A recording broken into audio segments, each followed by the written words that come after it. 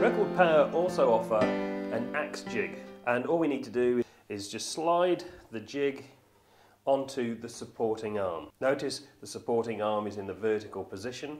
That means the wheel will be travelling towards the axe. In terms of the required angles for axes, two different types of axe. You might have a carpenter's axe, and that angle, that's the angle of the combined bevel on a carpenter's axe would be somewhere between 25 to 30 degrees. If it's a felling axe or a hunting axe, it's going to need a bit more of a durable angle, so we'd go anywhere between 30 to 40 degrees. This axe here I'm going to sharpen to 40 degrees. I can take a look first of all at the existing edge angle using the angle finding gauge. When I drop this down onto the existing bevels, I can see that that is already at 40 degrees. So I'm just going to set the jig to the existing edge angle.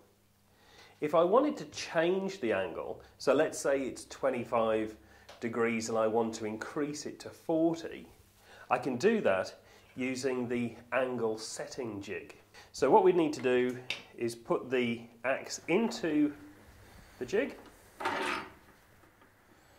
and the first thing that I need to do is to make sure that as that's touching the stone, I need to adjust the supporting arm so that it's parallel with the stone. Okay, so that's lined up just nicely. If I needed to higher it or lower it, I can do that with this micro adjustment. And next, I put the heel of the angle setting gauge onto the stone. I've set it to 40 degrees. And now what I'm going to do, put the heel on the stone, and I want to raise or lower the supporting arm until that flat foot becomes parallel with where I want the top bevel to be. And so I know that's going to give me an angle of 40 degrees. So let's grind.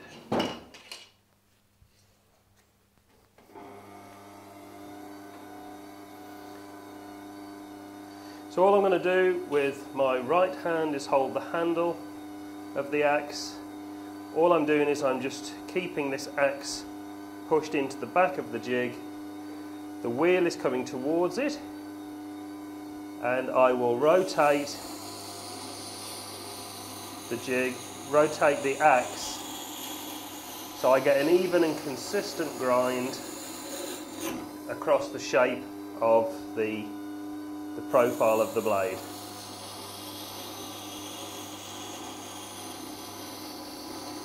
And all we've got to do now is the opposite side. Same idea. The axe is placed into the jig. I'm holding the handle.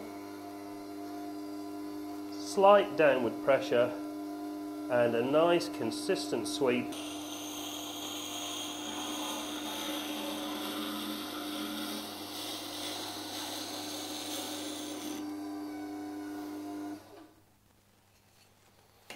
So now let's take a look at the finished grind.